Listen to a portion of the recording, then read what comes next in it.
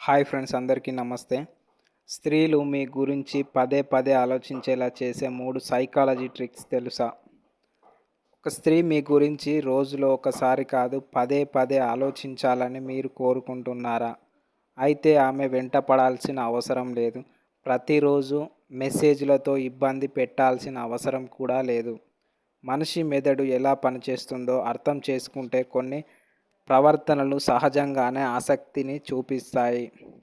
ఈ వీడియోలో చెప్పే 3 సైకాలజీ ట్రిక్స్ మోసం చేయడానికి కాదు, మంచి కమ్యూనికేషన్, గౌరవం మరియు సహజమైన ఆకర్షణ ఎలా ఏర్పడుతుందో అర్థం చేసుకోవడానికి మాత్రమే.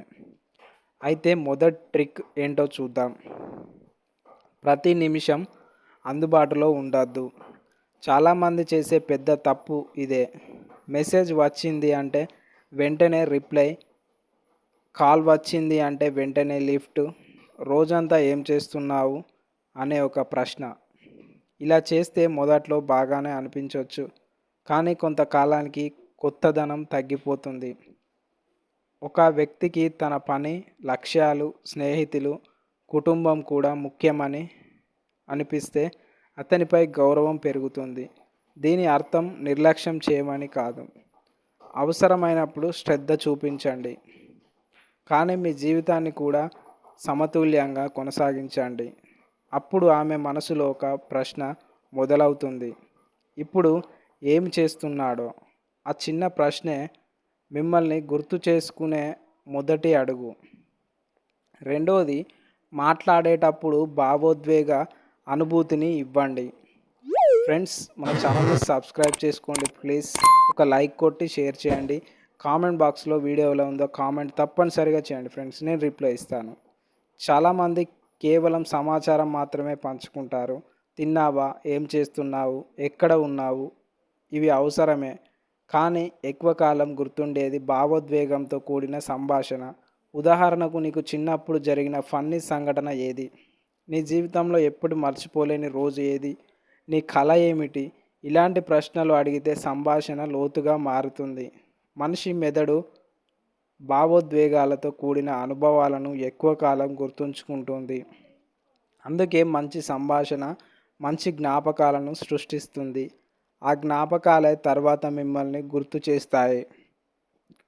మూడవది, ఆమెకు గౌరవం, భద్రత, నమ్మకం కలిగించడం. ఆకర్షణ కేవలం రూపంతో మాత్రమే రాదు. చాలామంది స్త్రీలు ఎక్కువగా విలువవిచ్చేది తన మాట నిలబెట్టుకునే వ్యక్తిని. మీరు చెప్పిన సమయానికి రావడం, వాగ్వాదం చేస్తే నిలబెట్టుకోవడం, ఆమె మాట్లాడుతున్నప్పుడు మధ్యలో అడ్డుకోకుండా వినడం, ఈ చిన్న విషయాలే నమ్మకాన్ని పెంచుతాయి.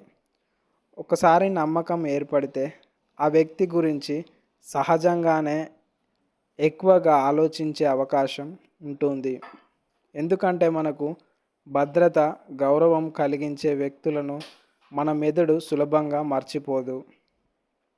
ఆమె మీ గురించి ఆలోచించేలా చేసే మరో ముఖ్యమైన విషయం, ఒక వ్యక్తి ఎప్పుడు తనను తాను నిరూపించుకోవడానికి ప్రయత్నిస్తుంటే అతని విలువ తగ్గుతుంది. కానీ తన విలువను తన ప్రవర్తన ద్వారా చూపించే వ్యక్తి మాత్రం గుర్తుండిపోతాడు. ఉదాహరణకు, మీరు చేసిన ప్రతి మంచి పనిని మీరు చెప్పుకుంటూ ఉంటే అది ప్రభావం చూపదు. కానీ ఒకరోజు ఆమెనే నువ్వు ఇలా ఎందుకు అంత ప్రశాంతంగా ఉంటావు అని అడిగే పరిస్థితి వస్తే అప్పుడే మీ వ్యక్తిత్వం ఆమెను ఆకర్షించడం ప్రారంభమైందని అర్థం. మనుషులు ఎప్పుడు దొరకని వాటి కోసం కాదు, అర్థవంతంగా అనిపించే వ్యక్తుల కోసం ఎక్కువగా ఆలోచిస్తారు. ఇంకో విషయం, చాలామంది అనుకుంటారు, రోజుకు 100 మెసేజ్లు పంపితే ఆమె నన్నే గుర్తుపెట్టుకుంటుంది. కానీ సైకాలజీ ప్రకారం ఒక వ్యక్తి మనతో మాట్లాడిన తర్వాత మంచి అనుభూతితో ఉంటే ఆ సంభాషణ మళ్ళీ జరగాలని అనిపించే అవకాశం ఎక్కువ. అందుకే ప్రతి చాట్ను గొడవతో లేదా ఫిర్యాదులతో ముగించకండి. కొన్నిసార్లు, ఈరోజు నీతో మాట్లాడటం బాగుంది, మళ్ళీ మాట్లాడుకుందాం అనే చిన్న మాట కూడా మంచి ముద్ర వేస్తుంది. మరొక ముఖ్యమైన విషయం అతిగా అసూయ చూపించడం. ప్రతి నిమిషం ఎక్కడ ఉన్నావు అని అడగడం, ఫోన్ చెక్ చేయాలని ప్రయత్నించడం. ఇవన్నీ ప్రేమకు సంకేతాలు కావు. అవి నమ్మకం లోపించినట్లుగా అనిపించవచ్చు. దానికి బదులుగా ఆమెకు తన వ్యక్తిగత స్థలం ఇవ్వండి. స్వేచ్ఛతో పాటు గౌరవం ఇచ్చే వ్యక్తిని చాలామంది ఎక్కువగా గుర్తుంచుకుంటారు. ఎవరినైనా మీ గురించి ఆలోచించేలా చేసే అతిపెద్ద సైకాలజీ ట్రిక్ మీరు వేరొకరిలా నటించకపోవడం. ఎందుకంటే నటన కొంతకాలమే ఉంటుంది, కానీ నిజాయితీ, ఆత్మవిశ్వాసం, గౌరవం, మంచి వ్యక్తిత్వం ఇవి చాలా కాలం గుర్తుండే లక్షణాలు.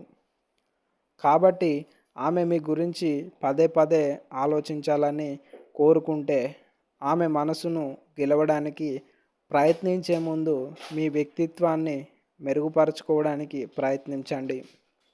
అప్పుడే ఆకర్షణ కోసం ప్రత్యేకంగా ట్రిక్స్ అవసరం కూడా ఉండకపోవచ్చు. ఒక స్త్రీ ఒక పురుషుడి గురించి పదే పదే ఆలోచించడం కేవలం అతని అందం వల్ల కాదు, అతను తనతో ఉన్నప్పుడు ఆమెకు కలిగే అనుభూతి వల్ల.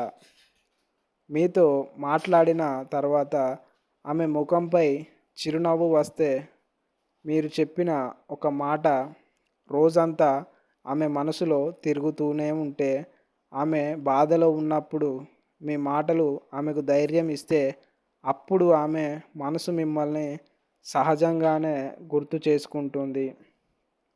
ఎందుకంటే మనిషి మెదడు వ్యక్తులను కాదు, వాళ్ళతో ఉన్నప్పుడు కలిగిన భావోద్వేగాలను ఎక్కువ కాలం గుర్తుంచుకుంటుంది.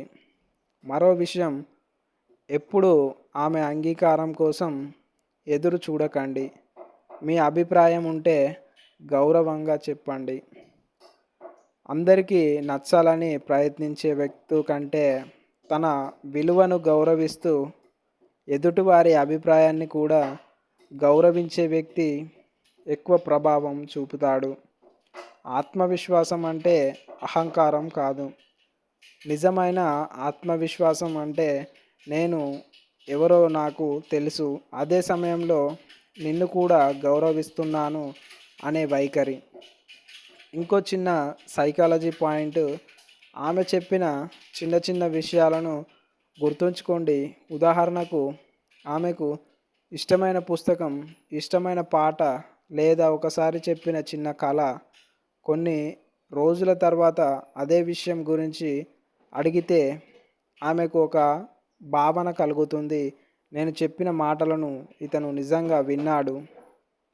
చివరిగా ఒక విషయం గుర్తుంచుకోండి, ఎవరినైనా మీ గురించి ఆలోచించేలా చేయడానికి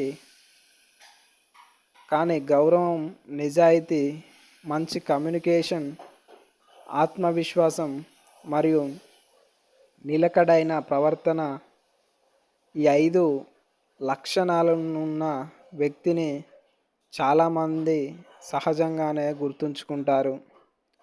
అదే నిజమైన ఆకర్షణ. ఎందుకంటే నిజమైన ప్రేమ ట్రిక్స్తో కాదు, నమ్మకంతో మొదలవుతుంది. ధన్యవాదాలు.